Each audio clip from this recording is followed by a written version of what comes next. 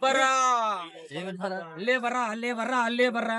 మన కోసం వచ్చరా దేవరా గ్లిమ్స్ తోనే గిప్ అనిపించరా గుండెల దిరిపోయే సౌండ్ వినిపించరా లేవరా లేవరా లేవరా మన కోసం వచ్చరా దేవరా కాకా ఇగో రాజమౌళి సినిమా తర్వాత ప్రతి హీరో హ్యాట్రిక్ కొడతాడు ఏందో తెలుసా ఫ్లాప్ లో ఫస్ట్ సినిమా తీసిండు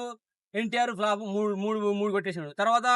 ఇంకో సినిమా తీసిండు మూడు ఫ్లాపులు తర్వాత ఇంకో సినిమా తీసిండు మూడు ఫ్లాపులు ఎన్టీఆర్ ఒకటే కాదు ప్రతి ఒక్కరు ఫ్లాపులు కొడుతున్నారు రాజమౌళి తర్వాత కానీ ఫ్లాపులు హ్యాట్రిక్ కొట్టిండు ఎన్టీఆర్ సో ఖచ్చితంగా ఈసారి బ్లాక్ బస్టర్ కొడతాడు దేవరా సినిమాతో 100% గ్యారంటీ కాక ఎందుకంటే ఆచార్య అని చెప్పేసి అంటున్నారు ఆచార్యని దీనికి లింక్ పెట్టకండి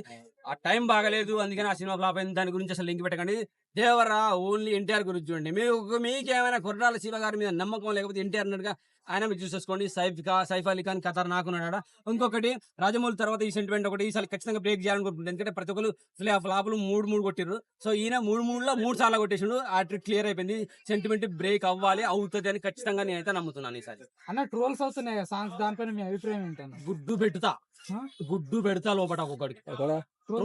ట్రోల్ చేసే ప్రతి ఒక్కడికి బిగ్ బాస్ లో గుడ్లు బయట ఎగిరి పడితే ఇందాక తీసుకొచ్చి ఉడకబెట్టి తినిపించిన మన వాళ్ళందరికి మీడియాకి ఇంకా మూడు గుడ్లు మిగిలినాయి ఆ గుడ్డు పెడతా అని చెప్పి వాళ్ళకి రీసెంట్ గా ఒక సాంగ్ వచ్చింది కదా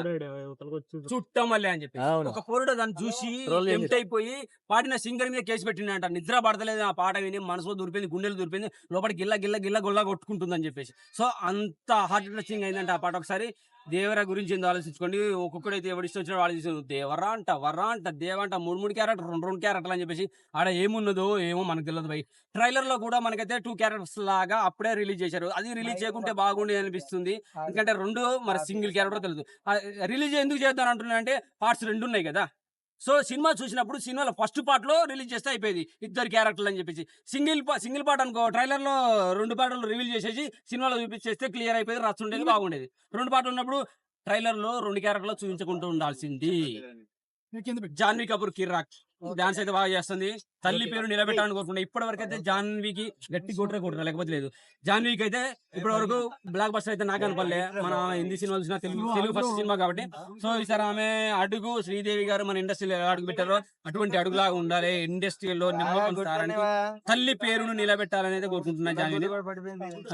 సైఫ్ అలీ ఖాన్ చెప్పాల్సిన అవసరం లేదు కాకా కిర్రాకుంటాడు దున్ని పడేస్తాడు ఆ ఫైట్స్ కూడా చాలా బాగా అనిపించినాయి కొన్ని విజువల్స్ అలాగే సముద్రానికి సంబంధించిన విజువల్స్ కూడా కిర్రాకు ఉన్నాయి చిన్నప్పుడు మమ్మీ నువ్వు మోసం చేసినావు మమ్మీ నిండు సందమామ అని చెప్పేసి అద్దం పెట్టేసి అద్దంలో సందమామ చూపినావు గిల్లా చూసిన కత్తి పెట్టి తిప్పితే రక్తం పోయి హాఫ్ మూన్ ఫుల్ మూన్ చేస్తా చూసినావా అది నిండు సందమామ అంటే అట్లా ఉండాలి రక్తంతో చంద్రమే ఎరుపెక్కిందంట దేవర కాళ్ళు గడిగిందంట ఏమి ఆ డైలాగులు ఏంది ఆ పాటలు ఏంది